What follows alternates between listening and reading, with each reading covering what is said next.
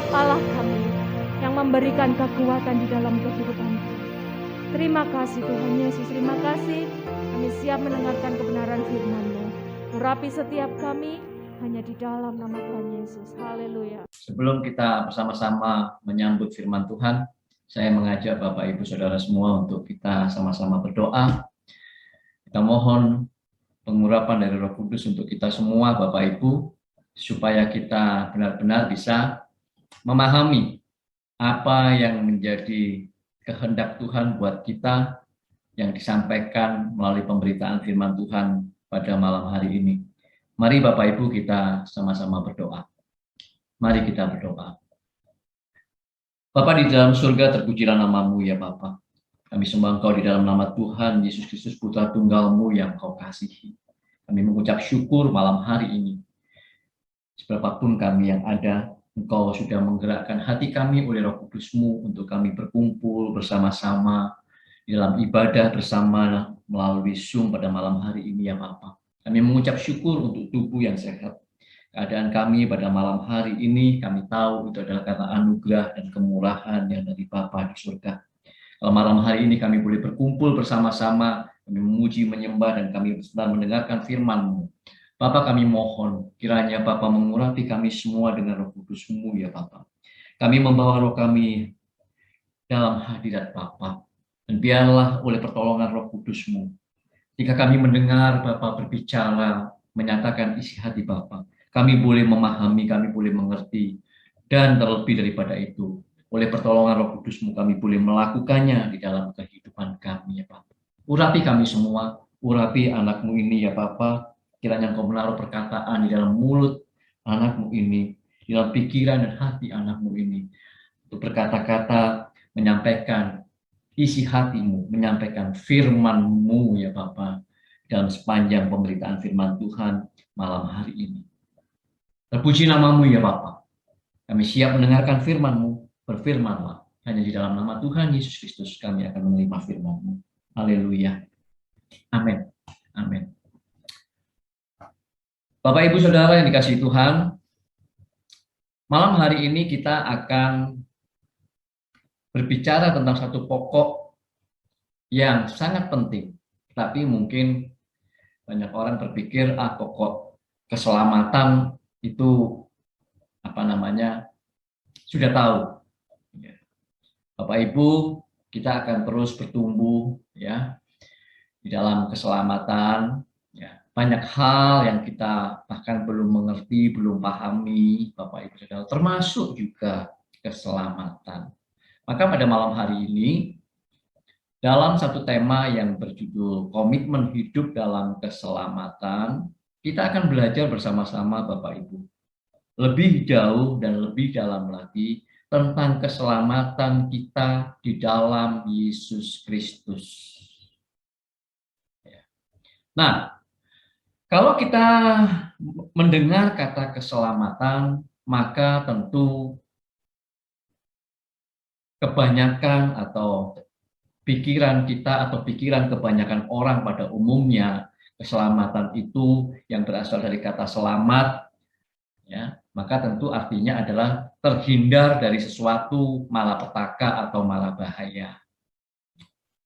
Dan kalau itu dikaitkan atau itu di dalam agama atau di dalam iman percaya, maka keselamatan itu pada umumnya oleh semua umat beragama ya, diartikan sebagai terhindar dari sebuah siksaan atau malapetaka atau mara bahaya di dalam kehidupan setelah kematian.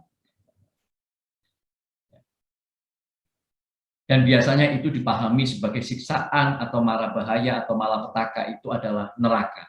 Sekalipun juga ada agama yang mungkin memandangnya bukan itu, tetapi kehidupan yang lebih buruk, yang terus menurun kualitasnya.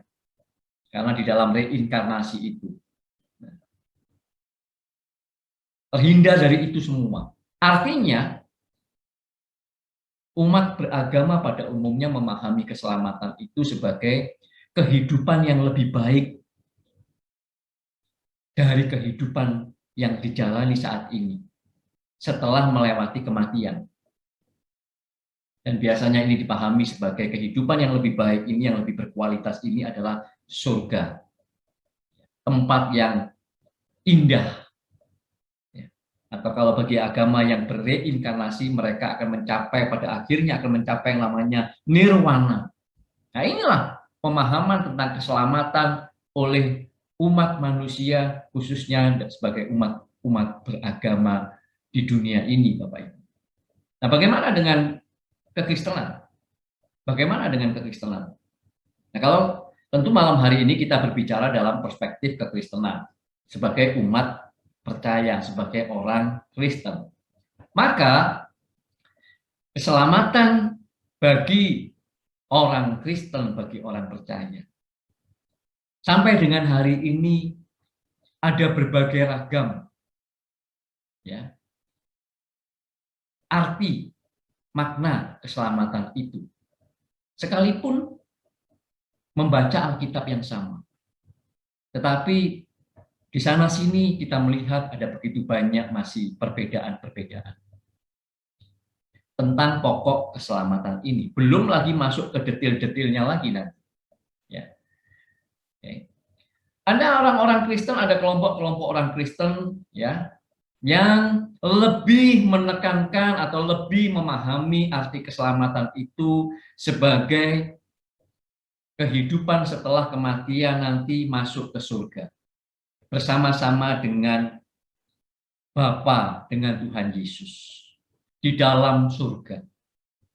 Maka dengan pemahaman arti yang demikian, orang-orang menjadi Kristen, percaya kepada Yesus yang disebut sebagai juru selamat, karena memang menyelamatkan dari dosa sekaligus api neraka, dan kemudian membawa umat percaya untuk masuk ke surga, selamat masuk ke surga. Ini adalah kelompok orang Kristen yang memang memiliki atau lebih menekankan pemahamannya tentang keselamatan sebagai selamat masuk ke surga. Maka di dalam perjalanan kekristenan dari kelompok ini tentu ya, Bapak Ibu Saudara, yang ternyata tidak jauh berbeda juga dengan orang-orang yang bukan Kristen tadi, yang dari agama-agama yang juga beberapa juga selamat masuk ke surga itu.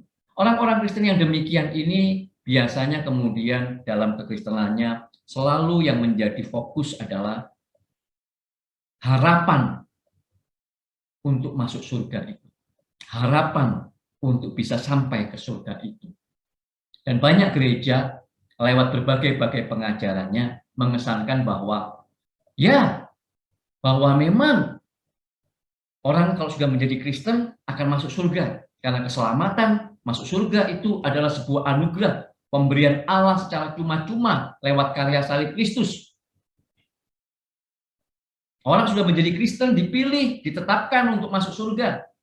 Maka selama hidupnya di dunia, banyak gereja yang mengesankan supaya orang-orang yang sudah menjadi Kristen itu, yang sudah setiap hari Minggu ke gereja itu tetap setia sebagai orang Kristen sampai nanti meninggal, dengan harapan itulah yang akan membuat mereka masuk surga, selamat masuk surga. Tetapi juga ada kelompok lain, Bapak Ibu, di dalam kekristenan secara faktanya di lapangan yang kita lihat. Ada kelompok orang-orang Kristen yang lain yang mungkin jumlahnya tidak terlalu banyak atau lebih sedikit jumlahnya, yang lebih menekankan atau memahami kekristenan itu, keselamatan itu maksud saya, bukan cuma masuk surga, tetapi mereka lebih menekankan keselamatan itu sebagai sebuah anugerah Allah melalui karya salib Kristus, supaya orang-orang yang percaya itu, yang menjadi Kristen itu, bisa berproses kembali menjadi manusia seperti yang Allah rencanakan dari awal penciptaan, seorang manusia yang berkualitas, manusia yang berkualitas, dan dalam hal ini berkualitas seperti Yesus Kristus. Maka bagi kelompok orang Kristen yang kedua ini, keselamatan lebih daripada masuk surga, tetapi keselamatan adalah sebuah proses. Penekanannya adalah proses untuk mencapai kesempurnaan, memiliki hidup atau karakter seperti Kristus. Dua kelompok besar ini dengan berbagai-bagai doktrin dan pengajarannya, Bapak Ibu Saudara, mewarnai kekristenan hari ini.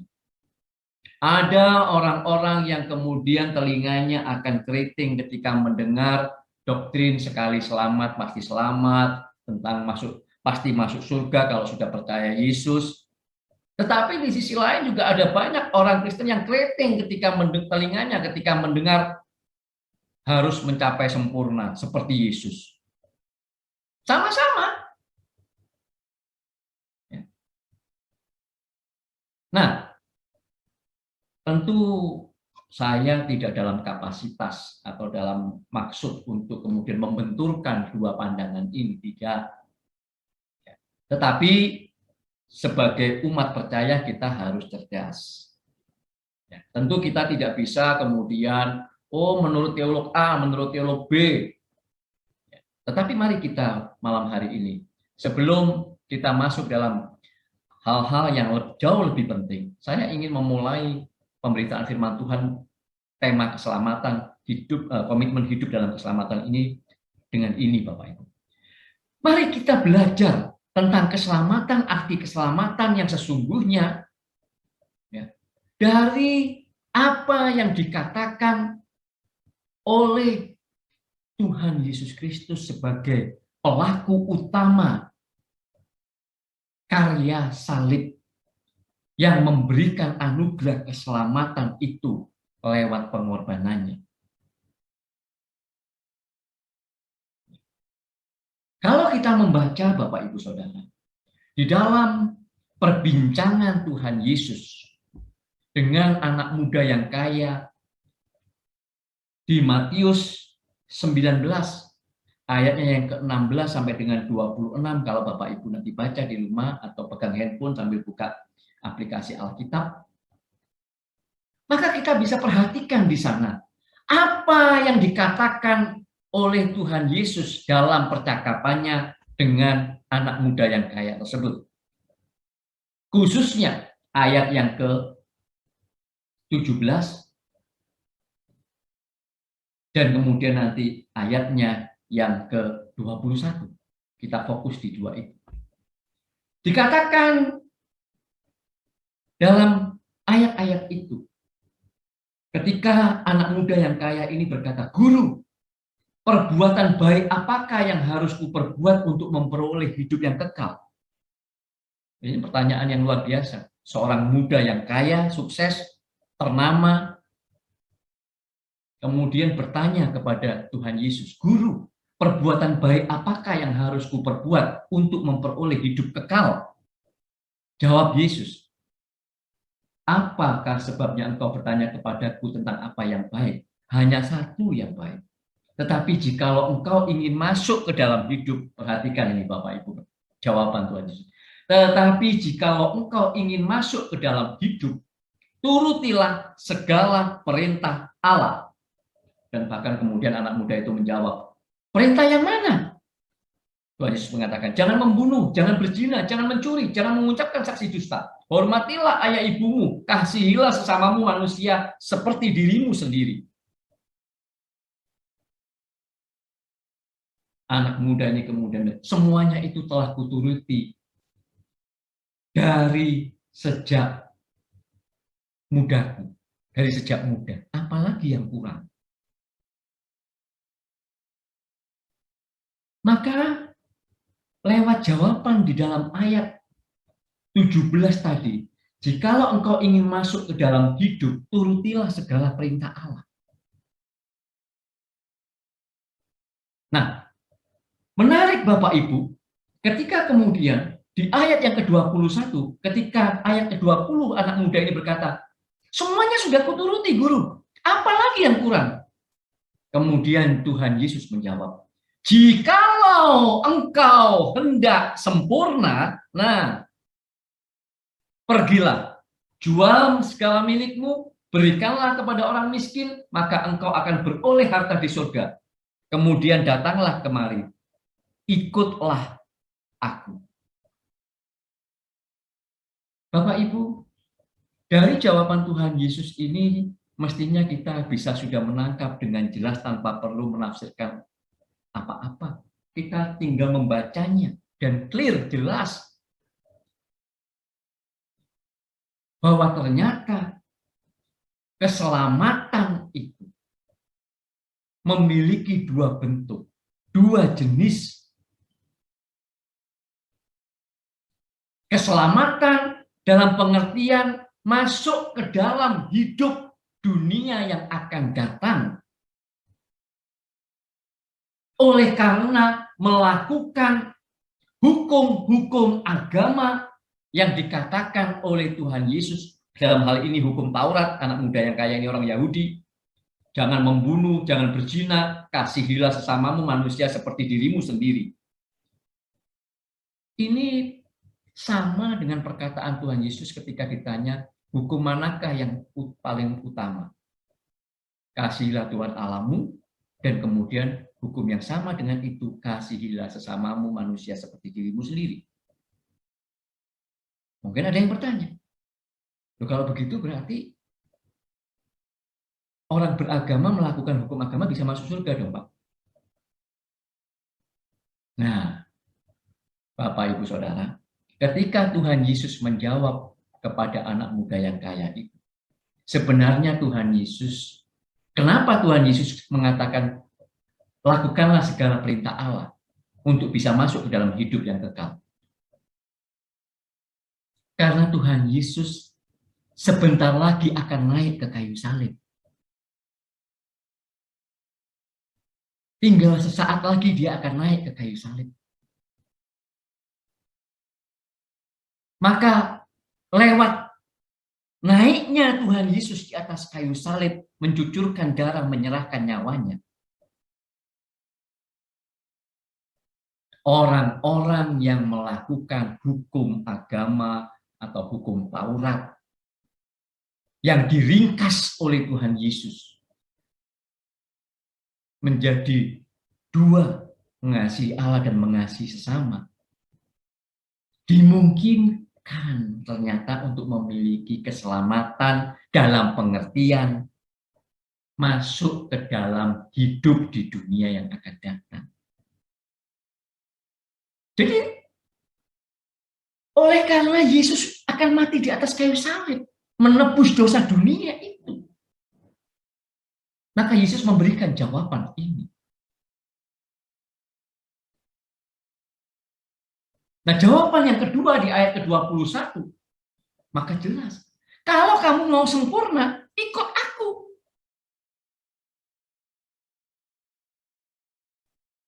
Ini keselamatan jenis yang berbeda lagi. Maka Bapak Ibu Saudara, bagi kita umat yang berpegang kepada Injil Kristus, orang percaya, orang Kristen, kita memiliki hal yang tidak ada dimiliki oleh agama apapun, keyakinan apapun. Tuhan Yesus mati di atas kayu salib, menebus dosa seluruh dunia bagi orang-orang yang bukan beragama Kristen. Mereka berkesempatan untuk masuk ke dunia, masuk ke dalam hidup yang akan datang itu, kalau mereka mengasihi Allah, mengasihi sesama seperti diri mereka sendiri, berdasarkan hukum Taurat atau hukum agamanya. Tetapi bagi orang Kristen, kita mesti mengerti dua hal ini. Bagi kita ternyata memang keselamatan itu bukan cuma sekedar disiapkan masuk ke surga sebagai sebuah pengharapan. Iya, ini betul, pengharapan masuk ke surga. Benar, tetapi bagi orang percaya, yang mengatakan kita ini percaya kepada Yesus, pengikut Kristus, maka keselamatan bagi kita adalah mengalami didikan Bapa lewat Roh Kudus, oleh Injil Kristus, oleh tangan kasih Bapa lewat berbagai-bagai peristiwa, untuk kita disempurnakan dari hari ke hari sampai mencapai kualitas seperti Kristus. Jadi Bapak, Ibu, Saudara, kalau kita membaca ini, jelas sebenarnya pertentangan tentang keselamatan ini lebih menekankan ini, lebih menekankan itu. Dua-duanya benar bagi kita orang percaya, orang Kristen. Dan seharusnya, seperti Tuhan Yesus katakan, kalau engkau mau sempurna, Tuhan Yesus juga bertanya kepada kita semua malam hari ini, kalau engkau mau sempurna. Wah, ini luar biasa Bapak Ibu Saudara. Apakah kita sebagai orang Kristen sampai sejauh ini sudah menanggapi, meresponi pertanyaan Tuhan Yesus ini? Kalau engkau mau sempurna, ikut aku. Atau kita ternyata hanyalah orang-orang Kristen yang hanya ingin masuk ke surga? Jawabannya berpulang kembali kepada Bapak Ibu Saudara. Malam hari ini saya tidak membahas secara khusus Bapak Ibu tentang berbagai-bagai doktrin, pandangan tentang keselamatan, soteriologi. Ya. Tetapi saya mau memakai ini sebagai mengawali sebuah khotbah yang berjudul komitmen hidup dalam keselamatan.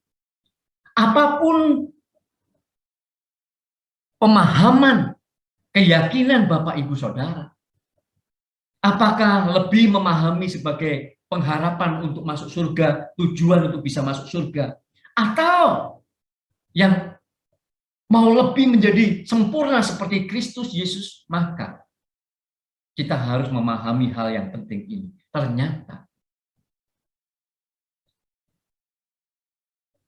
kita sebagai orang Kristen, sekalipun memiliki pandangan hanya surga sebagai tujuan, atau apalagi kalau kita memahami sempurna seperti Kristus, ternyata kita mesti memiliki komitmen hidup dalam keselamatan, Bapak Ibu. Jadi tidak perlu dipertentangkan. Bagi orang yang memahami bahwa aku mesti harus setiap hari mencapai semakin sempurna seperti Kristus, tetap harus memiliki komitmen.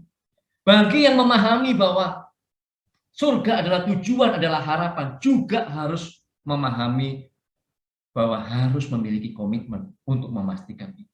Kenapa? 1 Petrus 2 ayat 2, Bapak Ibu bisa buka. Ini ayat yang penting, ayat kunci malam hari ini. 1 Petrus 2 ayat 2. Dikatakan di sana bahwa setiap orang percaya, setiap orang Kristen itu harus bertumbuh dalam keselamatan.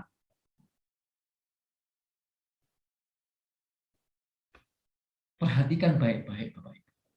Bertumbuh dalam keselamatan. Memang terjemahan LAI itu berbunyi supaya olehnya, maksudnya supaya oleh air susu yang murni di ayat atasnya itu dan rohani itu, maksudnya pengajaran yang sehat, kamu bertumbuh dan beroleh keselamatan. Itu terjemahan LAI. Tetapi kalau kita melihat dalam bahasa Yunani ayat ini, sebenarnya ayat ini lebih cocok kalau diterjemahkan sebagai bertumbuh dalam keselamatan atau bertumbuh dalam pokok keselamatan. Alkitab NLT, New Living Translation, menerjemahkan ayat ini bahkan Bapak Ibu bagus sekali. Berbunyi, so that you will grow into a full experience of salvation. Experience of salvation. Pengalaman keselamatan, bertumbuh dalam pengalaman keselamatan. Experience of salvation. Dan NIV menerjemahkannya sebagai so that by it, oleh susu yang murni itu, you may grow up in your salvation. Bertumbuh dalam keselamatanmu. Apa maksudnya? Bertumbuh dalam keselamatan. Loh Pak, kalau saya memahami keselamatan itu adalah sebuah proses untuk semakin disempurnakan seperti Kristus, saya bisa paham langsung Pak. Berarti memang kita harus terus bertumbuh setiap hari, semakin hari semakin sempurna dalam proses kesempurnaan itu mencapai sampai nanti seperti Kristus pada waktu kita meninggal. Tapi kalau saya memiliki pemahaman bahwa keselamatan itu adalah harapan untuk bisa masuk surga, apakah juga bertumbuh juga? Mungkin ada yang bertanya begitu. Bapak Ibu Saudara, kalau Bapak Ibu baca di dalam Ibrani 6 ayat 11, dikatakan di sana, supaya setiap kita itu menjadikan pengharapan kita itu suatu milik yang pasti. Sampai pada akhirnya. Ibrani 6 ayat 11 berkata, supaya kita menjadikan pengharapanmu suatu milik yang pasti sampai akhirnya. Maka sekalipun ada orang-orang Kristen yang memiliki pemahaman keselamatan itu adalah tujuan atau sampai ke surga, maka tetap dibutuhkan komitmen bertumbuh dalam keselamatan sampai keselamatan atau pengharapan masuk ke surga itu, sampai ke surga itu menjadi suatu milik yang pasti. Jadi tetap dibutuhkan komitmen, dibutuhkan bertumbuh dalam keselamatan. Apalagi kalau kita memahaminya keselamatan itu sebagai proses untuk memiliki hidup karakter seperti Kristus, maka tentu lebih-lebih lagi kita pasti sudah akan langsung nangkap. Apalagi kalau kita melihat dalam bahasa asli daripada kata bertumbuh di dalam 1 Petrus 2 ayat 2 itu digunakan kata auxano. Karena kata auxitete, tetapi sebenarnya itu adalah auxano, menggunakan kata dasarnya auxano. Non-stop progress, become greater or mature. Become greater or mature. Non-stop progress. Bukan cuma grow, tetapi non-stop progress. Become greater, become mature. Menjadi dewasa, menjadi lebih semakin besar. Progresivitas yang terus-menerus. Maka kita harus malam hari ini, Bapak Ibu, tanpa perlu lagi mempertentangkan, sudah clear, jelas. Kalau memang mau menekankan kekristenan itu adalah pengharapan masuk surga oleh karena salib Kristus, monggo. Tetapi Tuhan Yesus berkata, kalau kamu mau sempurna, ikut aku, maka akan diproses untuk menjadi semakin sempurna, memiliki karakter, memiliki hidup seperti Kristus. Dua-duanya tetap membutuhkan pertumbuhan dari hari ke hari yang terus-menerus. Bagi yang memahami keselamatan sebagai pengharapan tujuan masuk surga, maka bertumbuh dalam keselamatan harus terus terjadi. Untuk apa? Untuk menjadikan pengharapan itu sebagai milik yang pasti. Bagi yang memahami keselamatan seperti diproses, dididik untuk menjadi sempurna, jelas. Kita harus semakin hari semakin bertumbuh, terus tanpa henti, terus sampai nanti meninggal. Non-stop progress. Maka dua-duanya membutuhkan Bapak Ibu pertumbuhan. Dan kita tahu, tidak ada yang namanya pertumbuhan tanpa kita memiliki komitmen. Lupa, ada ayat yang mengatakan bahwa Allah lah yang memberi pertumbuhan, lupa, bukan kita. Oh iya memang, Allah yang memberi pertumbuhan, betul. Sebagaimana Allah menganugerahkan keselamatan, yes. Keselamatan itu tidak kemudian kita yang mengerjakannya. Tetapi dalam menerima keselamatan yang anugerah itu, juga adalah pertumbuhan yang adalah anugerah itu. Karena Allah yang menyediakan sarananya, mulai dari salib Kristus, mulai kemudian Roh Kudus, Injil, kemudian penggarapan Allah lewat kejadian sehari-hari, itu semuanya anugerah bagi kita. Kita nggak bisa mengerjakannya semua itu. Itu anugerah. Tetapi kita harus meresponinya dengan bersedia. Ya Tuhan, Engkau sudah menganugerahkan keselamatan. Aku bersedia bertumbuh dalam keselamatan anugerah-Mu ini. Maka tentu kebersediaan kita itu menjadi sebuah komitmen yang penuh untuk kita harus terus bertumbuh, Bapak Ibu. Komitmen hidup dalam keselamatan. Jadi kita mesti memahami ini, Bapak Ibu Saudara. Jangan lagi kemudian kita seolah-olah sudah jadi Kristen, nanti pasti masuk surga, tanpa memiliki pemahaman bahwa ternyata hidup dalam keselamatan itu harus bertumbuh terus-menerus. Dan pertumbuhan itu yang Allah sudah memberikan anugerahnya, kuasanya, eksosianya, harus kita responi dengan kebersediaan kita. Dan kebersediaan ini menjadi komitmen kita. Aku mau bertumbuh. Didik aku. Supaya pengharapan masuk ke surga tinggal bersama-sama dengan Engkau itu menjadi milik yang pasti. Supaya semakin hari Engkau mendidik aku terus-menerus dan aku memberi diri untuk dididik semakin sempurna seperti Kristus. Maka di sini sangat-sangat kita harus pahami. Kita harus memiliki komitmen hidup dalam keselamatan. Jadi apa yang harus kita lakukan dalam komitmen hidup dalam keselamatan ini, Bapak Ibu Saudara? Malam hari ini saya mau berbagi 3 hal yang harus kita benar-benar miliki. Secara singkat, saya mau jelaskan 3 hal yang kita semua harus miliki komitmen ini dalam hidup kekristenan kita, supaya kita bertumbuh dalam keselamatan kita. Yang pertama, kita mesti memiliki kebersediaan, komitmen untuk terus-menerus berproses dalam pembaharuan cara berpikir kita, Bapak Ibu Saudara. Pada waktu kita baru menjadi Kristen, maka kita adalah orang-orang Kristen baby, orang-orang Kristen baru, bayi masih. Maka cara berpikir kita sebagai orang Kristen baru, orang Kristen baby itu sama seperti bayi.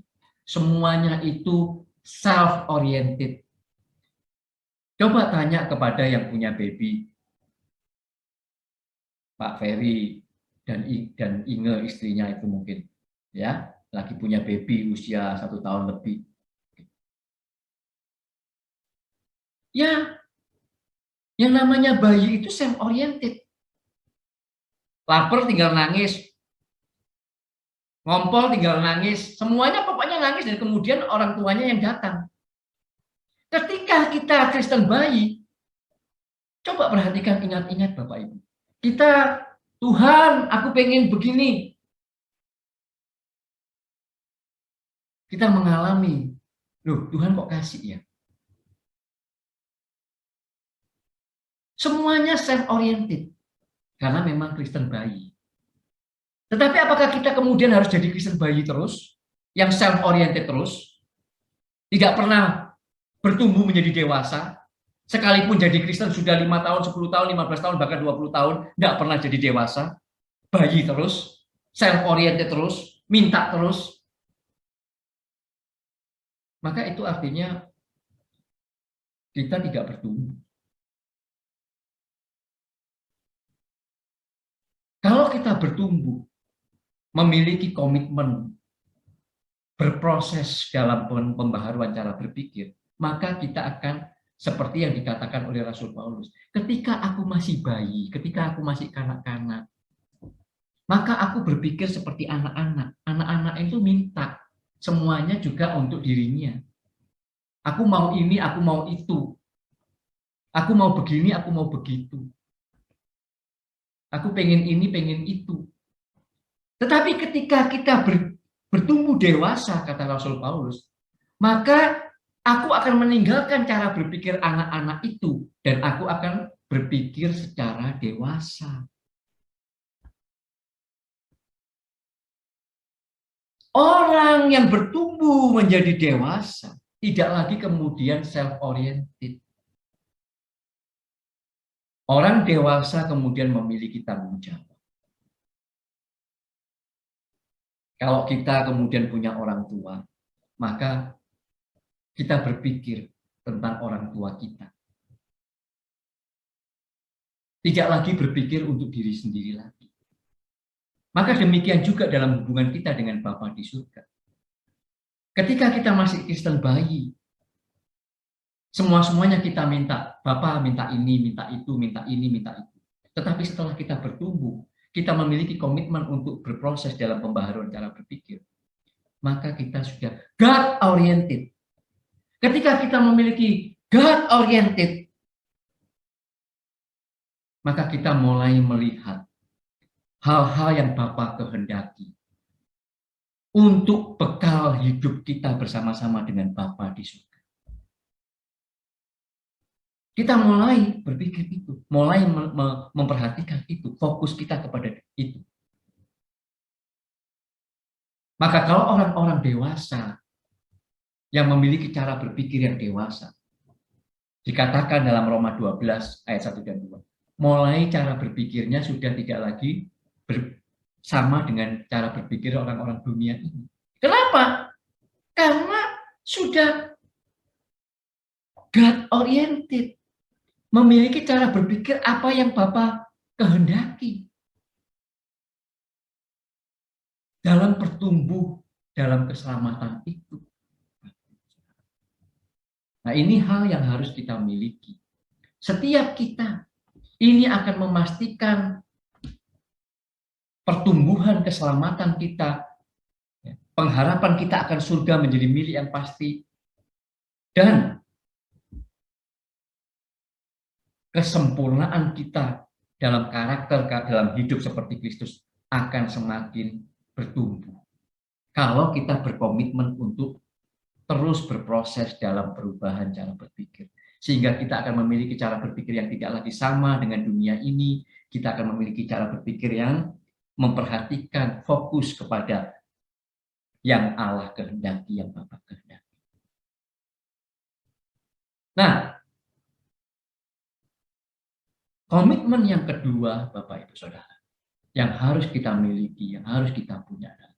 Ketika kita berproses terus dalam pembaharuan cara berpikir, semakin bertumbuh dalam keselamatan, semakin menjadi orang-orang Kristen yang dewasa, tidak lagi menjadi orang-orang Kristen baby atau anak-anak, menjadi orang Kristen yang dewasa, maka komitmen yang kedua adalah kita harus semakin lebih mencintai kebenaran daripada mencintai berbagai-bagai kesenangan atau kesukaan dunia atau jasmani.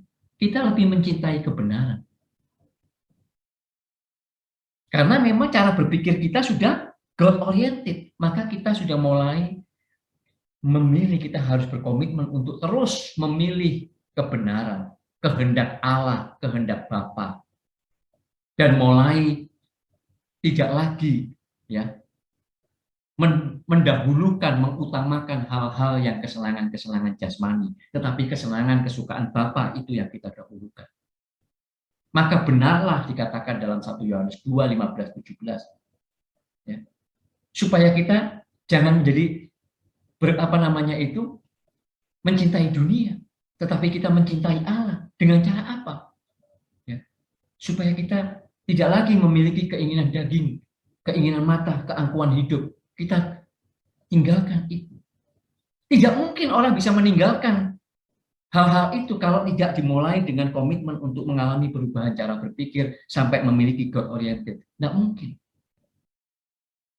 Dunia ini terlalu megah, terlalu menyenangkan, terlalu nikmat untuk ditinggalkan. Makanya dikatakan di dalam 1 Korintus 11, 1 Korintus 1 ayat 18, bagi orang-orang yang tidak mengalami pembaharuan cara berpikir, Injil kebenaran Allah itu adalah sebuah kebodohan. Tetapi bagi kita yang memiliki pembaharuan cara berpikir, justru memang kita harus semakin mencintai kebenaran, mencintai kehendak Allah, mencintai Allah dengan tidak lagi mencintai dunia. Hal ini seperti yang terjadi dalam diri Tuhan Yesus, yang diteladankan oleh Tuhan Yesus ketika ia dicobai oleh setan di padang gurun, yang dicatat dalam Matius 4 ayat 4. Coba Bapak Ibu lihat Matius 4 ya. Dalam pencobaan Tuhan Yesus di padang gurun, Tuhan Yesus lebih memilih kehendak Bapa, lebih mencintai kehendak Bapa daripada mengubah batu menjadi roti, daripada menerima tawaran iblis untuk kesenangan-kesenangan dunia dan kerajaan-kerajaan segala kuasa di dunia yang akan diberikan. Nah, Tuhan Yesus memilih kehendak Allah. Maka kita pun dalam proses setelah kita berkomitmen dalam pembaharuan cara berpikir, maka kita juga harus berkomitmen untuk semakin mencintai kebenaran, semakin lebih mencintai kehendak Allah, melayani Allah, dan bukan melayani diri sendiri atau dunia dengan segala kesenangan-kesenangannya. Clear Bapak Ibu? Inilah yang akan memastikan pertumbuhan keselamatan kita di dalam Kristus Yesus. Jangan kemudian kita mengatakan bahwa, oh, kok mengusahakan keselamatan? Bukan. Kita memang harus bertumbuh dalam keselamatan dengan memiliki kedua hal ini.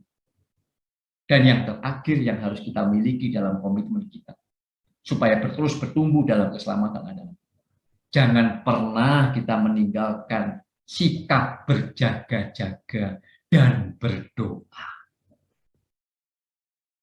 Dalam kita memberi diri, bersedia, berkomitmen untuk terus bertumbuh dalam keselamatan oleh anugerah Allah lewat penebusan Kristus, lewat Roh Kudus, lewat Injil, lewat tangan kasih Allah Bapa yang terus membentuk kita. Jangan pernah kita lupa untuk berjaga-jaga senantiasa, untuk senantiasa berdoa. Kenapa? Tuhan Yesus, kita bisa melihat bagaimana teladannya ketika di Taman Getsemani berkata kepada murid-muridnya, berjaga-jagalah dan berdoa. Kalau Tuhan Yesus tidak berjaga-jaga dan berdoa, terus-menerus dalam hubungan dengan Bapanya, dia akan gagal naik ke kayu salib.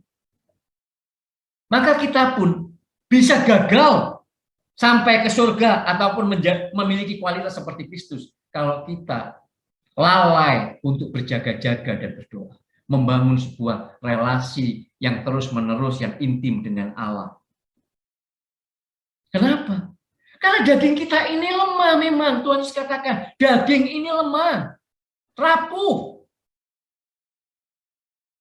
Dia selalu pengen dengan menikmati kesenangan-kesenangan. Sementara iblis, sementara setan dikatakan seperti singa yang mengaum-ngaum, siap untuk menerkam. Jangan bilang bahwa, oh Pak giginya sudah ompong. No, jangan meremehkan. Karena saya dengar banyak orang, banyak mengatakan, oh singanya sudah ompong Pak, jadi nggak apa-apa kalau digigit paling cuma keri. Jangan meremehkan.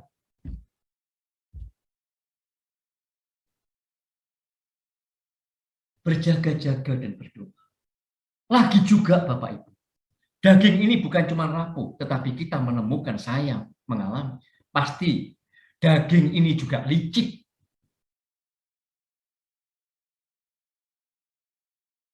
Kita seringkali bisa diliciki oleh diri kita sendiri. Ketika kita misalnya sudah rajin ke gereja, semakin rajin, memberi persembahan rajin, ikut pelayanan rajin, seolah-olah, wah aku sudah rohani sekarang, aku terus bertumbuh terus dalam kerohanianku. Kalau kita tidak berjaga-jaga dan berdoa, kita tidak mengecek, tidak selalu cek apa motivasi yang ada dalam hati kita melakukan semuanya itu. Karena dalam kelicikan daging, kita bisa melakukan semuanya itu, rajin ke gereja, rajin ikut doa malam, rajin memberi persembahan, rajin pelayanan, ternyata itu untuk eksistensi diri kita sendiri. Motivasinya untuk kesukaan kita. Maka kalau kita tidak berkomitmen untuk berjaga-jaga dan berdoa seperti Tuhan Yesus, kita bisa gagal, diliciki oleh diri kita sendiri. Dan diterkam oleh iblis karena daging ini memang rapuh. Lemah ketika menghadapi kenikmatan-kenikmatan dan kesenangan-kesenangan dunia. Maka 3 hal ini harus terjadi dalam kehidupan kekristenan kita, Bapak Ibu. Terlepas kita mau memiliki pemahaman tentang keselamatan itu mau apa. Mau sampai ke surga sebagai pengharapan, sebagai tujuan, monggo. Mau sempurna seperti Kristus, itu bagus, lebih bagus memang. Tetapi dalam kedua-duanya, kita harus terus bertumbuh dalam keselamatan. Dan kita harus, untuk bertumbuh itu, kita harus memiliki komitmen paling tidak 3 hal ini. Berubahlah terus-menerus dalam cara berpikir kita sampai kita meninggalkan self-oriented dan berubah menjadi God-oriented. Berkomitmenlah terus-menerus untuk semakin mencintai kebenaran, melakukan kehendak Allah, dan tidak mencintai dunia ini. Dan yang terakhir, marilah kita terus berjaga-jaga dan berdoa. Sampai pada akhirnya, pengharapan surga itu menjadi milik yang pasti. Sampai pada akhirnya sebelum kita masuk ke dalam kekekalan, karakter hidup Kristus itu terbentuk, tergambar dalam manusia batiniah kita. Bapak Ibu Saudara. Saya berharap Bapak Ibu menangkap pesan firman yang dari Bapak ini untuk kita semua malam hari ini, dan kita mau melakukannya di dalam hidup kita. Amin, Bapak Ibu Saudara. Mari kita merenungkan sejenak akan kebenaran firman Tuhan pada malam hari ini, Bapak Ibu. Kita masukkan itu dalam hati kita. Kita renungkan itu. Dan kita mau melakukannya dalam kehidupan kita. Mari kita berdoa. Kita akan mengakhiri ibadah live on Zoom malam hari ini. Mengucap syukur dan memohon berkat yang dari Bapa untuk kita semuanya. Mari kita berdoa, Bapak Ibu Saudara. Bapa di dalam surga, kami mengucap syukur, kami berterima kasih ya Bapa. Oleh karena malam hari ini, dalam kasih, anugerah, dan kemurahan-Mu, Engkau sudah membukakan lagi satu kebenaran kepada kami yang keluar daripada isi hati-Mu, untuk kami terus bertumbuh dalam anugerah keselamatan yang sudah Kau berikan kepada kami. Kami harus terus bertumbuh, supaya pengharapan untuk tinggal bersama Engkau di surga itu menjadi pengharapan, menjadi milik yang pasti. Terlebih lagi ya Bapa, Engkau yang menghendaki kami, untuk kami diubahkan, dididik oleh tangan kasih-Mu, untuk semakin menjadi seperti Kristus ketika kami bertemu dengan Engkau. Rupa Kristus itu nyata dalam kehidupan, dalam manusia batinnya kami. Kami mau terus bertumbuh, Bapak. Semakin hari, semakin menjadi seperti Kristus. Oleh karena itu ya Bapak, kiranya Engkau membelas kasihani kami semuanya. Kami bersedia, Bapak. Kami mengangkat tangan kami, Bapak. Kami bersedia untuk bertumbuh dalam anugerah keselamatan-Mu malam hari ini. Kami bersedia untuk terus-menerus mengalami perubahan cara berpikir, meninggalkan Kristen bayi untuk kami bertumbuh menjadi Kristen yang dewasa, memiliki cara berpikir yang selalu mau memikirkan akan kehendak-Mu yang menyukakan hati-Mu. Kami mau terus semakin hari semakin mencintai kebenaran-Mu, semakin mencintai apa yang menjadi kehendak-Mu yang menyukakan hati-Mu ya Bapa, dan meninggalkan dunia ini. Dan kami, sementara kami melakukannya, kami mau terus berjaga-jaga, kami mau berdoa, karena tanpa Engkau di sisi kami, tanpa Engkau menyertai kami, kami tidak mampu dengan kekuatan kami sendiri. Terima kasih ya Bapa untuk anugerah kebenaran firman-Mu pada malam hari ini. Saat ini Bapa, sementara kami mengangkat tangan kami dan kami memandang kepada Engkau, Bapa yang maha baik, kiranya malam hari ini Bapa berkenan mencurahkan berkat yang terbaik dari surga turun atas kami semuanya, turun atas keluarga kami, turun atas pekerjaan kami dan usaha kami semuanya ya Bapa, apa yang kami lakukan dan kerjakan. Dan biarlah semuanya yang ada dalam hidup kami yang sudah Engkau berkati ini, oleh cinta kasih di dalam Kristus Yesus dan dalam persekutuan oleh Roh Kudus, kami akan mempersembahkannya, membawanya sebagai berkat kekal menjadi persembahan kepada Engkau bagi kemuliaan-Mu ya Bapa. Terpuji nama-Mu dan kami bersuka cita dan kami mengucap syukur di dalam nama Tuhan Yesus Kristus atas setiap berkat yang sudah Bapa curahkan. Haleluya, haleluya, amin, amin. Malam semuanya, mari dinyalakan Bapak Ibu. Iki, shalom. Juliawati Gono, Mas Santo, bagaimana di Temanggung? Saya di Pati, Pak. Oh, lagi di Pati, ini lagi pulang ke Pati, puji Tuhan. Ya, Mas Andre itu juga. Pak Santoso, selamat malam, Bu Juliawati Gono. Iya, dan Bu Valen, Kak Leni, mana ini gambarnya? Halo Mbak. Selamat malam. Malam Pak Santoso. Ya, terima kasih Pak. Yo, Tuhan berkati semuanya Bapak Ibu Saudara. Sampai ketemu lagi kita minggu depan ya. On Zoom. God bless all. Terima kasih. Terima kasih, Tuhan memberkati. Yo.